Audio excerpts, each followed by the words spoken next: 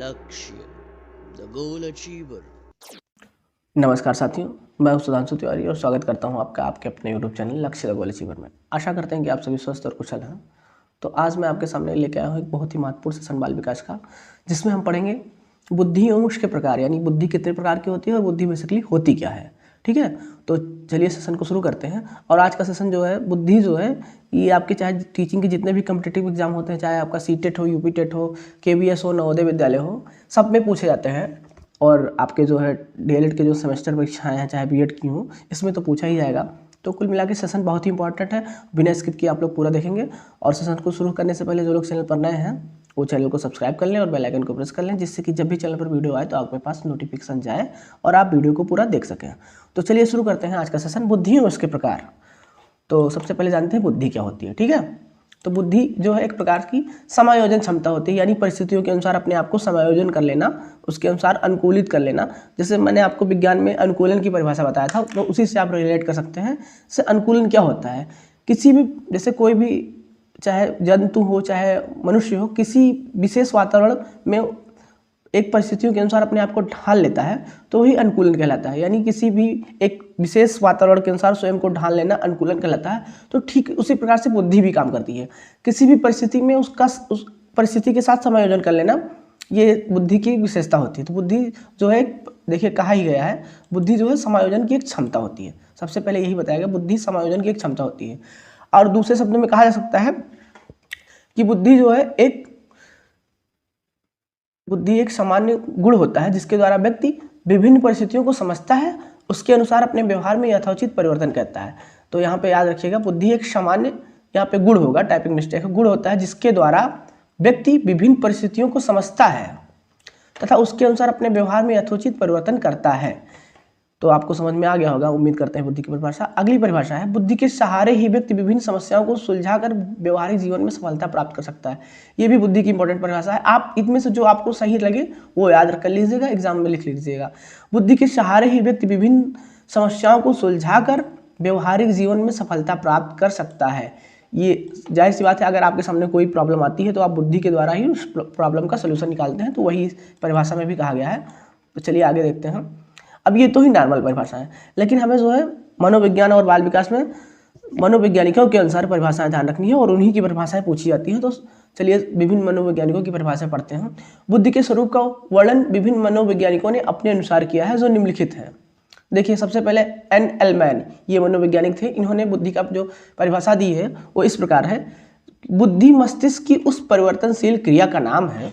ध्यान दीजिएगा इनकी परिभाषा, बुद्धि मस्तिष्क की उस परिवर्तनशील क्रिया का नाम है जिसके द्वारा हम अपने आप को नवीन वातावरण के अनुकूल बनाते हैं।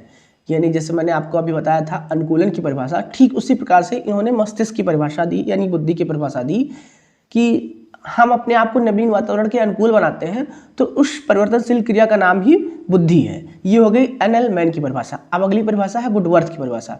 इन्होंने कहा था बुद्धि कार्य करने की एक विधि है, यानी कोई भी कार्य हम कर रहे हैं, जो उसकी जो कार्य करने की जो विधि निकालते हैं हम, वही बुद्धि के द्वारा ही वो विधि निकलती है, तो वही बुद्धि है आपकी। अब अगली परिभाषा है जो बकिंघम की है। इन्होंने कहा था बुद्धि सीखने की शक्तियाँ या क्षमता होती हैं, यानी हमारे अंदर जो सीखने की जो क्षमता होती है वो सब बुद्धि के द्वारा ही होती है। टर्मन की परिभाषा ध्यान देते हैं। टर्मन ने कहा था अमूर्त विचारों के बारे में जो सोचने की योग्यता है वो हमारी बुद्धि होती है। ये टर्मन की परिभाषा, यानी हमारे मन में जो विचार चलते रहते हैं वो अभी साकार रूप में नहीं है, मूर्त रूप में नहीं है, तो उनके बारे में सोचना ही जो है बुद्धि होता है। ये टर्मन की परिभाषा थी। अब आगे देखते हैं और परिभाषा, प्रिंटर की परिभाषा। बुद्धि का विकास जन्म से लेकर किशोरावस्था के मध्यकाल तक होता रहता है। ये परिभाषा आप लोग ध्यान रखिएगा, बुद्धि का विकास जन्म से लेकर किशोरावस्था के मध्यकाल तक हो जाता है। आपसे पूछा जा सकता है कि बुद्धि का विकास कब से कब तक हो सकता है, प्रिंटर के अनुसार बताइए। तो इनके अनुसार है बुद्धि का विकास जन्म से लेकर किशोरावस्था के मध्यकाल तक हो जाता है। किशोरावस्था यानी 12 से 18 साल तक के मध्यकाल तक हो जाता है। अगली परिभाषा जो है मैकडूगल की है, बुद्धि अतीत के अनुभव के आधार पर जन्मजात प्रवृत्तियों को सुधारने की योग्यता है। यानी जैसे आप भूतकाल में, यानी उसके पहले कोई गलती कर रहे थे, तो भविष्य में उस गलतियों से सबक लेकर के आप गलतियां सुधार लें, जो कि आपका भविष्य में वो गलती बार बार ना हो। तो अतीत के अनुभव के आधार पर जन्मजात प्रवृत्तियों को सुधारने की योग्यता बुद्धि है। तो ये भी बुद्धि की परिभाषा मैकडोगल के अनुसार हो गई कि आप जो है अपने पिछले अनुभव से जो भी गलतियां कर रहे हो उससे सीख लेकर के आगे आने वाले भविष्य में कोई वही गलतियां ना करें, सीख लें और सुधार कर लें, तो वही बुद्धि है मैकडोगल की परिभाषा के अनुसार। अब अगली परिभाषा है डेविड वेसलर। बुद्धि व्यक्ति की संपूर्ण शक्तियों का वह योग या क्षमता है जिसके द्वारा व्यक्ति एक उद्देश्य के साथ कार्य करता है तथा प्रभावी ढंग से समायोजन स्थापित कर सकता है। यानी डेविड वेसलर का कहना था कि बुद्धि जो है व्यक्ति की संपूर्ण शक्तियों की वह योग या क्षमता है जिसके द्वारा व्यक्ति एक उद्देश्य के साथ कार्य कर सकता है, यानी कोई एक उद्देश्य लेकर कार्य कर सकते हैं और प्रभावी ढंग से उसमें समायोजन स्थापित कर सकते हैं। तो ये सब हो गई आपकी जो है विभिन्न मनोवैज्ञानिकों की बुद्धि की परिभाषा है। अब आगे देखते हैं, अभी और परिभाषा है। तो देखिए अल्फ्रेड बिने, इनकी परिभाषा बहुत इंपॉर्टेंट होती है। बुद्धि बोध पर आधारित होती है। बोध मतलब होता है ज्ञान, तो यानी बुद्धि जो है ज्ञान पर आधारित होती है। थॉर्नडाइक की परिभाषा ध्यान देते हैं, ये भी इंपॉर्टेंट होता है। सामान्य तौर पर बुद्धि वाक्य पूर्ति करने, गणितीय समस्याओं को हल करने तथा शब्दों को समझने की योग्यता है। अब ये जो थॉर्नडाइक की परिभाषा है ये विद्यार्थी जीवन की एक व्यवहारिक परिभाषा है जिसे हम विद्यार्थी से बच्चों से रिलेट कर सकते हैं कि सामान्य तौर पर बुद्धि वाक्य पूर्ति करने, गणितीय समस्याओं को हल करने तथा शब्दों को समझने की योग्यता है। तो स्टूडेंट लाइफ में यही सब होता है, तो अगर ये सब कर ले जा रहा है तो बच्चे के पास बुद्धि है। अब ये सब परिभाषाएं विभिन्न मनोवैज्ञानिकों ने दी थी। अब क्रीमन है, ये भी मनोवैज्ञानिक है, इनकी परिभाषा है। क्रीमन ने बुद्धि की उपयुक्त परिभाषा का विश्लेषण करके बुद्धि को 3 रूपों में परिभाषित किया। यानी अभी तक आपने जितनी परिभाषाएं देखी, प्रिंटर की है, अल्फ्रेड बिने, थॉर्नडाइक, ये सब जितनी परिभाषाएं थी, इन सबका जो है विश्लेषण करके क्रीमन ने जो है बुद्धि को 3 रूपों में बांटा। अब ये 3 रूप आपके नीचे ये हैं, यानी अमूर्त चिंतन के रूप में, ठीक है, ये आपके अमूर्त चिंतन के रूप में, समायोजन करने की योग्यता के रूप में और सीखने की योग्यता के रूप में। यानी कुछ भाव या विचार जो हमारे मन में आते हैं उनके बारे में, वो मूर्त रूप में नहीं होते हैं, उनके बारे में सोचते रहते हैं, तो वो पहला आपका वही हो गया अमूर्त चिंतन के रूप में।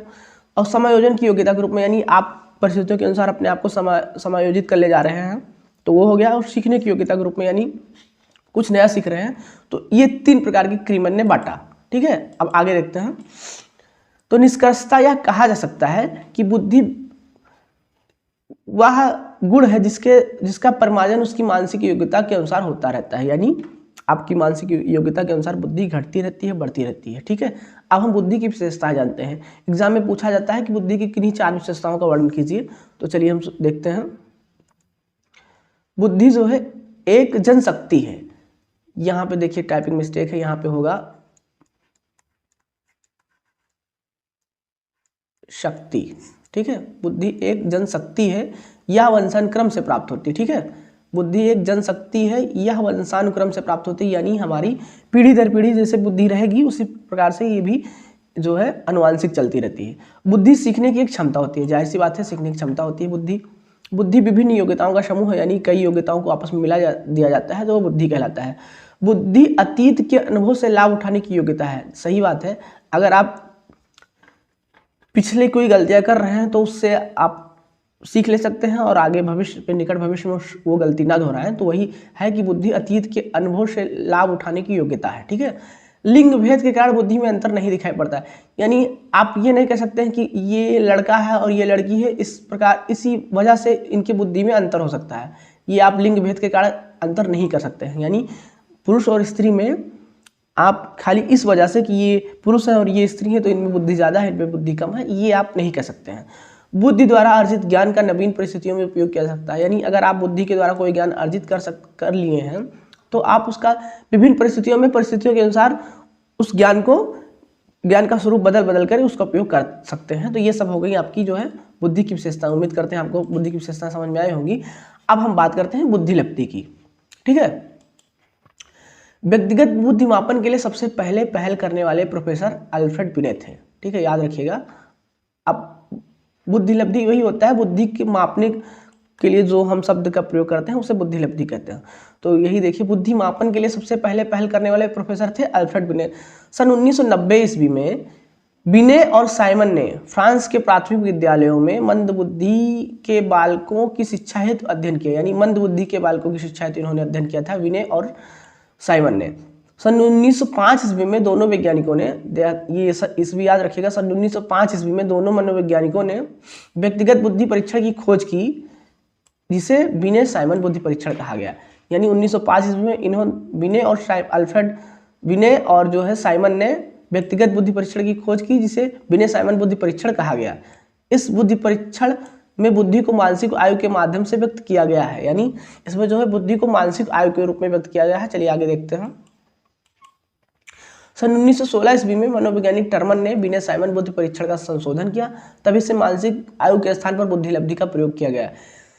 यानी मानसिक आयु के स्थान पर बुद्धि लब्धि, यहाँ पे पहले मानसिक आयु कैसे कहा जाता था। सन 1916 में मनोवैज्ञानिक टर्मन ने जब बिने साइमन बुद्धि परीक्षण, यानी जो अल्फ्रेड बिने और साइमन ने व्यक्तिगत बुद्धि परीक्षण निकाला था, तो उसमें संशोधन करके 1916 में मनोवैज्ञानिक टर्मन, ये टर्मन एक मनोवैज्ञानिक थे, याद रखिएगा आप लोग।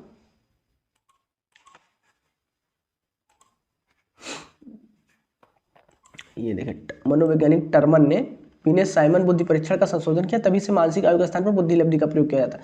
अब ये आपकी जो है बुद्धि लब्धि की परिभाषा है, ठीक है। बुद्धि लब्धि होता है, बुद्धि लब्धि बराबर मानसिक आयु बटे वास्तविक आयु गुणे 100, ठीक है। मानसिक आयु जो है बच्चे की मानसिक आयु दिया रहेगा, इन तीनों में से वास्तविक आयु दिया रहे या मानसिक आयु दिया रहे तो आप निकाल सकते हैं बुद्धि लब्धि। वास्तविक आयु मतलब जो बच्चे की वर्तमान में उम्र चल रही है, मानसिक आयु ऊपर रखेंगे, वास्तविक आयु नीचे रखेंगे, 100 से गुणा कर देंगे तो आपकी बुद्धि लब्धि आ जाएगी। उम्मीद करते हैं आपको समझ में आ गया होगा। अब देखिए चार्ट पे ध्यान दीजिए, ये जो है कई वर्गों में बांटा गया है। अगर बुद्धि लब्धि है, ये प्रतिशत है, ये वर्ग है, ठीक है। 130 से अधिक बुद्धि लब्धि वाले 2% लोग होते हैं और ये प्रतिभाशाली वर्ग में आते हैं, ठीक है। जिनकी बुद्धि लब्धि 130 से अधिक है वो केवल 2% है और ये प्रतिभाशाली वर्ग में आते हैं। 121, अब इसको आप लोग ध्यान से देखिएगा, ठीक है।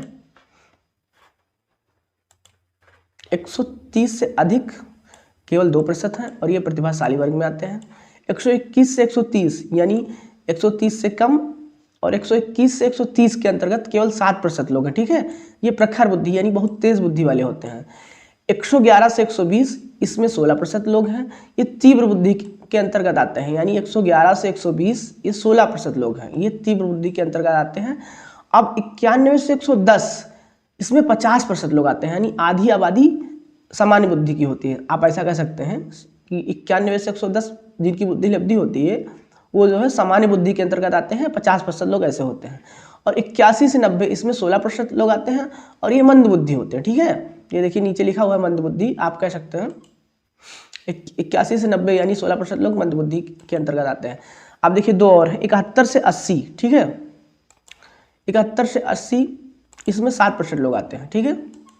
ये अल्प बुद्धि वाले कहलाते हैं। और 71 से कम ये 2% लोग होते हैं, ये जड़ बुद्धि कहलाते हैं। तो कुल मिला के आपके बुद्धि का चार्ट आपने देखा। अब आप लोग अपने हिसाब से देख लीजिए कि आपकी बुद्धि कहाँ होती है। आप चलिए देखते हैं बुद्धि के कुछ महत्वपूर्ण सिद्धांत हैं, ठीक है। देखिए एक खंड या एक कारक सिद्धांत, इसे दिया है बिने साइमन ने, ठीक है। याद रखिएगा आप लोग। दो खंड सिद्धांत या द्विकारक सिद्धांत, इसे दिया है स्पीयरमैन ने, ठीक है। एक कारक सिद्धांत दिया है बिने साइमन ने, द्विकारक सिद्धांत दिया है स्पीयरमैन ने, त्रिकारक सिद्धांत भी स्पीयरमैन ने दिया है। और त्रिकारक सिद्धांत इंपॉर्टेंट लगा हुआ है, आप लोग याद रखिएगा। बहुकारक या आणविक सिद्धांत, इसे दिया है थॉर्नडाइक ने। बहुकारक या आणविक सिद्धांत भी इसे कहा जाता है। बुद्धि की संरचना सिद्धांत, इसे दिया है जेपी गिलफोर्ड ने, याद रखिएगा आप लोग। जेपी गिलफोर्ड ने बुद्धि की संरचना सिद्धांत दिया है। समूह कारक सिद्धांत, इसे दिया है थर्स्टन ने। समूह कारक सिद्धांत याद रखिएगा। तरल ठोस बुद्धि सिद्धांत, इसे दिया है आरवी कैटल ने। तो याद रखिएगा आरवी कैटल ने तरल ठोस बुद्धि सिद्धांत दिया है। पदानुक्रमिक सिद्धांत, इसे दिया है फिलिप बर्नन ने, ठीक है। तो ये 8वां है आपका, याद रखिएगा। जितने भी सिद्धांत है सब बहुत इंपॉर्टेंट है, आप लोग नोट करते चलिएगा। बहुबुद्धि सिद्धांत, इसे दिया है हॉवार्ड और गार्डनर ने, दोनों ने मिलकर के बहुबुद्धि सिद्धांत दिया है। इनके अनुसार बुद्धि जो है बुद्धि कई प्रकार की होती है। त्रितत्व सिद्धांत, इसे दिया है रॉबर्ट स्टेनबर्ग ने। बुद्धि के 3 तत्व होते हैं इनके अनुसार, ठीक है। बुद्धि का पास मॉडल, तो बुद्धि का पास मॉडल जो है दिया था जेपी दास ने। और संज्ञानात्मक विकास का सिद्धांत, इसे दिया है जीन पियाजे ने। ये आप पहले भी पढ़ चुके हैं। तो ये सब जो है बुद्धि के महत्वपूर्ण सिद्धांत हैं। अब इनको हम अगले सेशन में देखेंगे। तो उम्मीद करते हैं आपको बुद्धि की परिभाषा, बुद्धि कितने प्रकार की होती है, यानी आपने वो देखा भी है कि बुद्धि लब्धि इतने से इतने वर्ग उनका बटा हुआ है। जैसे 130 से ऊपर जो होते हैं वो प्रखर बुद्धि वाले होते हैं, 2% लोग हैं। तो इस प्रकार से आप बुद्धि समझ गए होंगे। तो नेक्स्ट सेशन में फिर मिलते हैं, आगे